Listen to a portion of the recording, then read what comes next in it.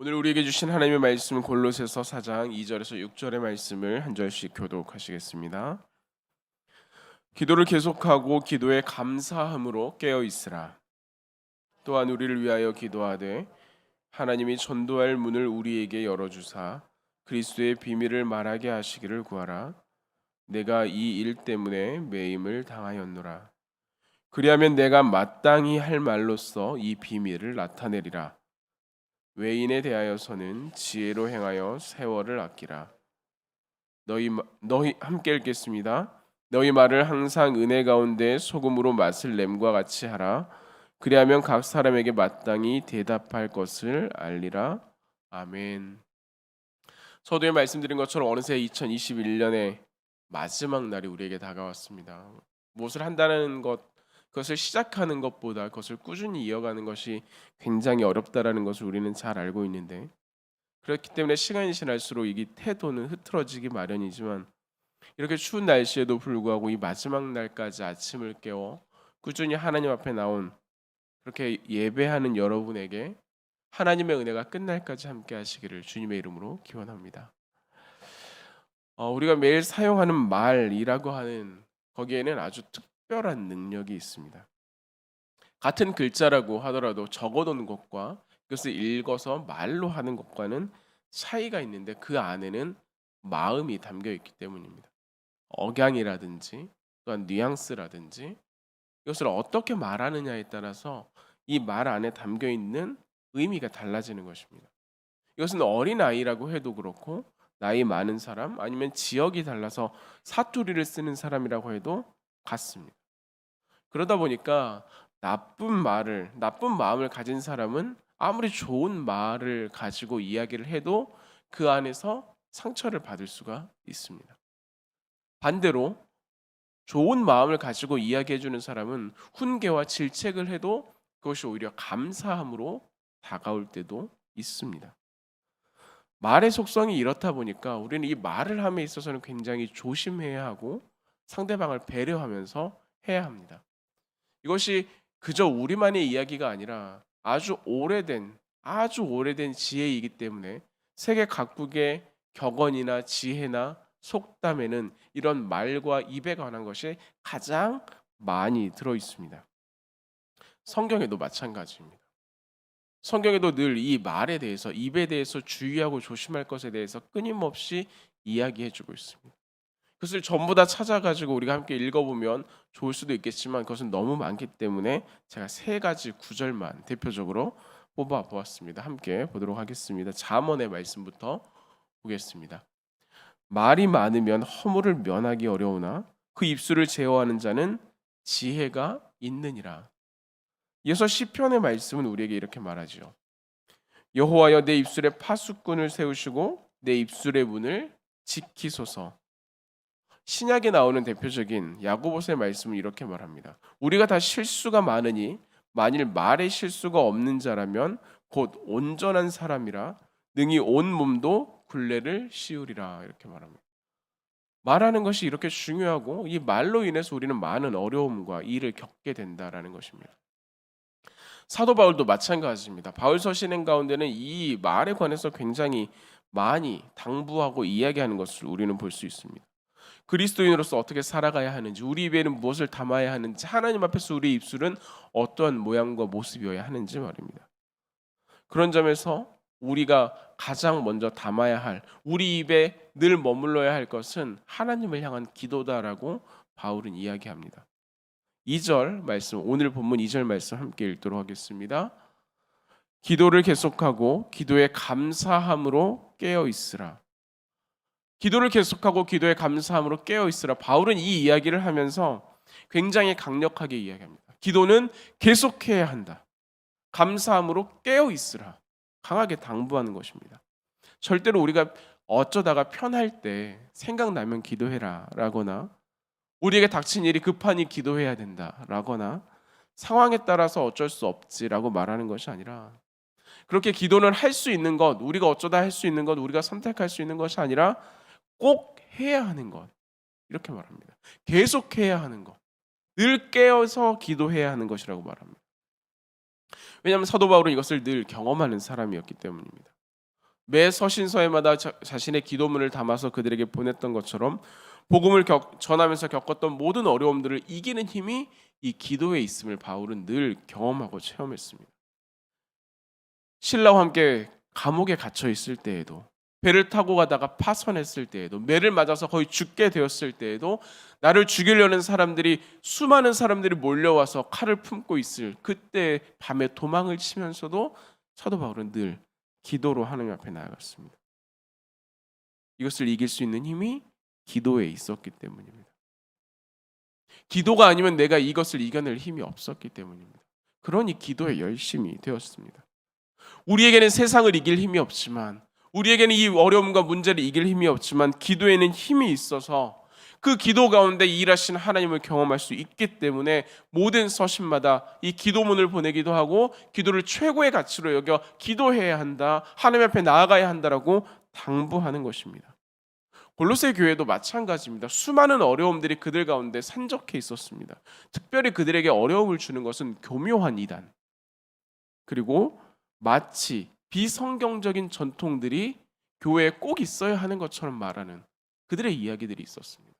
성경적이지 않으면서 또한 그것을 비틀어서 이야기하는 이단의 행동들이 그 안에서 당연한 것처럼 들어와 있다 보니까 사람들이 헛갈리는 것입니다. 이것은 원래 교회에서 지켜가는 것이야, 성경은 이렇게 보는 것이다 라고 하는 것들을 이야기하는 것이 그들 가운데 많은 혼란과 어려움을 만들어갔다는 것입니다. 특별히 그들 중에서는 말을 잘하는 사람도 있고 힘이 강한 사람들도 있었습니다. 그러다 보니 그들의 이야기가 오히려 다른 이들보다 훨씬 더 많은 힘을 받게 되는 것이죠. 이 문제를 어떻게 해결해 가야 합니까? 이 문제를 어떻게 이겨낼 수 있겠습니까? 바울은 그들에게 이야기하기를 모든 환난과 모든 어려움을 이기고 교회를 바로 세우는 힘이 기도에 있다라고 말합니다. 교회의 은혜를 더하는 것이 무엇입니까? 기도다라고 말합니다. 교회가 여전히 환난과 어려움과 두려움과 이 여기에서 벗어나지 못하는 이유가 무엇입니까? 기도하는 자가 없기 때문에. 하나님의 뜻을 구하지 아니하고 하나님의 말씀 가운데 나아가지 아니하고 나를 그 말씀 가운데 엎드려지지 아니하고 서 있기 때문에 이 골로새 교회가 여전히 어려움 가운데 놓여 있을 수밖에 없다라는 것입니다. 이 말씀을 우리는 받아서 우리 역시 모든 문제 해결을 기도에서 찾아야 한다라고 성경은 말합니다. 기도에 힘쓰는 데서부터 우리의 모든 것의 시작이 되어야 하는 것입니다. 교회를 교회되게 하느님이 기도에 있는 것처럼 우리를 우리 되게, 하나님 앞에서 우리가 바로 서게, 우리의 모습들이 주님 앞에서 온전하게 할 수 있는 힘 역시 이 기도에 있기 때문입니다. 우리가 세상을 살아가면서 경험하는 많은 어려움들, 우리를 혼란스럽게 하고 헛갈리게 하는 모든 일들 중에서 우리를 바로 세우는 것이 무엇이겠습니까? 무엇으로 우리를 온전하게 할 수 있습니까? 사도 바울은 우리에게 기도가 하나님의 은혜다, 기도가 하나님의 능력이다 라고 말하고 있습니다. 특별히 교회는 이것을 더욱 힘써야 하는 것은 예수님께서 모든 장사하는 자들을 쫓아내시며 교회를 기도하는 집이라 말씀하셨던 것처럼 교회는 기도가 생명이기 때문입니다. 사도 바울은 2절에 이것을 당부하며 3절, 4절에 이어서 그들에게 부탁하는 한 가지 내용이 있는데 그것은 바로 우리 그 교역자를 위해서 기도해 달라라고 하는 것입니다. 사도 바울의 현재 상황은 감옥에서 갇혀 있는 그러한 옥중서신이라고 하는 내용처럼 감옥에서 편지를 보내게 됩니다. 로마의 시민권자이기 때문에 다른 사람들처럼 철창 안에 갇혀서 아무것도 할 수 없는 그런 상황은 아니지만, 로마의 어느 셋집에서 나갈 수 없는 그 상황이지만 바깥으로 나아가 복음을 전하지 못한다는 사실은 마찬가지였습니다. 물론 그곳에서도 담벼락을 넘어서 전하는 그 복음의 이야기가 수많은 교역자들을 세우는 그런 터전이 되기도 했지만, 수없이 죽을 뻔한 위기에도 무릅쓰고 끝까지 땅끝까지 복음을 전하는 사명으로 하나님 앞에 섰던 이 바울에게 그 자리를 벗어날 수 없고 더 많은 사람에게 복음을 전하지 못하는 이 상황은 큰 어려움으로 다가왔던 것입니다. 그것 때문에, 복음을 전하는 것 때문에 받았던 고난은 전혀 개의치 않았습니다. 오히려 그것을 이겨낼 수 있는 담대한 믿음을 구하는 것입니다. 나에게 전도할 문을 열어주옵소서. 내가 하나님 앞에 설 수 있도록 나를 위해 기도해 주십시오. 이 기도를 부탁하는 것입니다. 기도를 통해 일하시는 하나님의 섭리를 따라 주께서 일하시면 내가 마땅히 할 말, 그것이 무엇입니까? 복음이지요.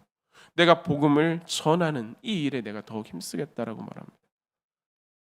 이러한 기도가 바울의 전도를 가능하게 만들어 가는 것입니다.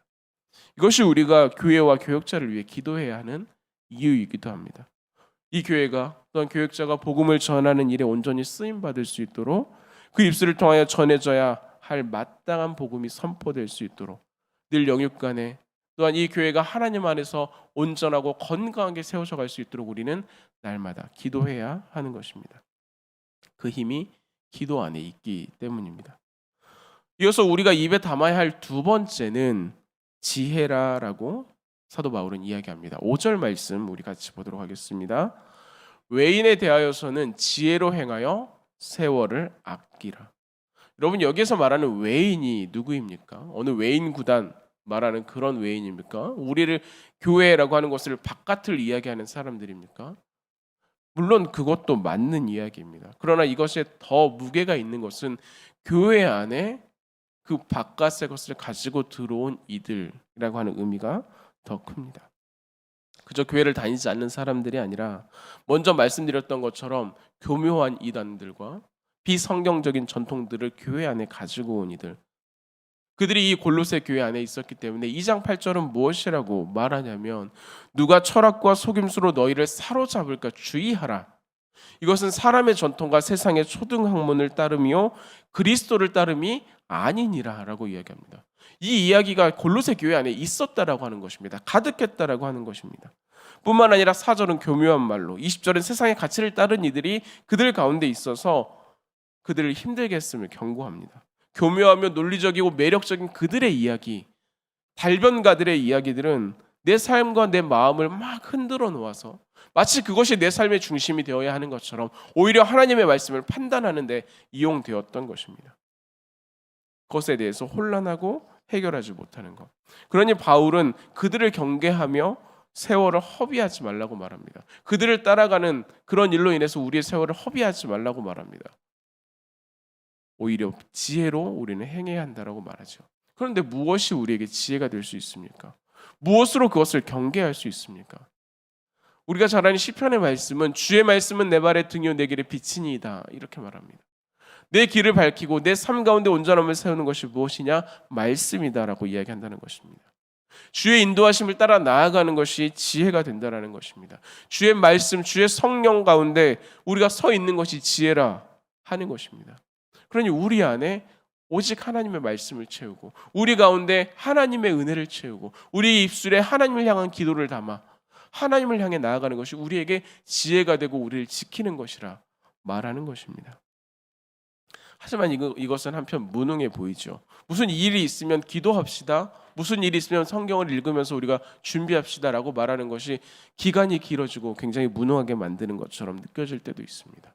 아무런 가치가 없게 경험될 수도 있습니다. 그러나 내가 약한 것과 하나님이 약하지 않음을 구분해야 합니다. 오히려 하나님께서는 내 은혜가 내게 족하다라고 말합니다.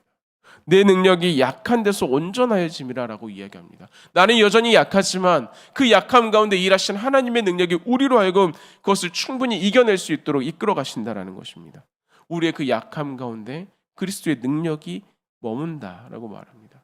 우리가 세상에 대해서는 어리석지만 하나님 앞에서는 온전히 지혜롭기를 구하기에 하나님께서는 우리를 통하여 일하실 뿐만 아니라 오늘 말씀 말미에는 무엇이라고 말합니까? 그 외인들에 대하여 마땅히 할 말을 알려주신다라고 말합니다. 하나님께서 우리에게 이러한 어려움을 이겨낼 힘을 더하여 주신다라고 말합니다.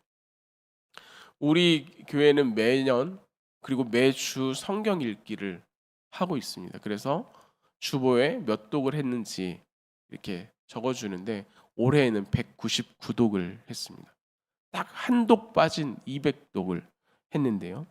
우리를 주의 능력으로 채워 지혜롭게 하는 힘이 이 말씀 안에 있다라는 것을 기억하셔서 우리도 그 말씀 채우기에 힘써야 하는 것입니다. 그래야 우리가 외인으로부터 세월을 아끼고 지혜롭게 행할 수 있기 때문입니다.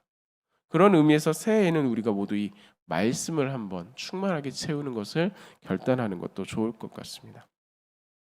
말씀을 정리하겠습니다. 우리의 입술에 담겨 있는 것은 무엇이어야 합니까?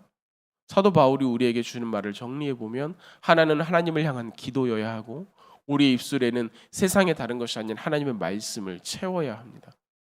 그것으로 나아가는 것이 우리를 온전하게 세워가기 때문입니다.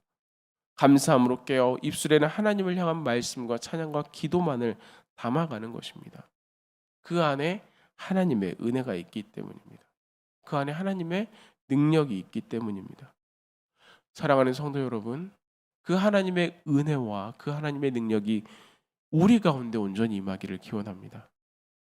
그리하여 오늘 그리고 또한 새해에도 오직 내 입술과 내 마음에는 오직 하나님의 말씀과 기도와 찬양만 가득하여서 하나님의 은혜를 풍성히 경험할 수 있는 그 하나님의 은혜가 우리의 삶을 이끌어감을 날마다 고백할 수 있는 날들이 되기를 주님의 이름으로 기원합니다.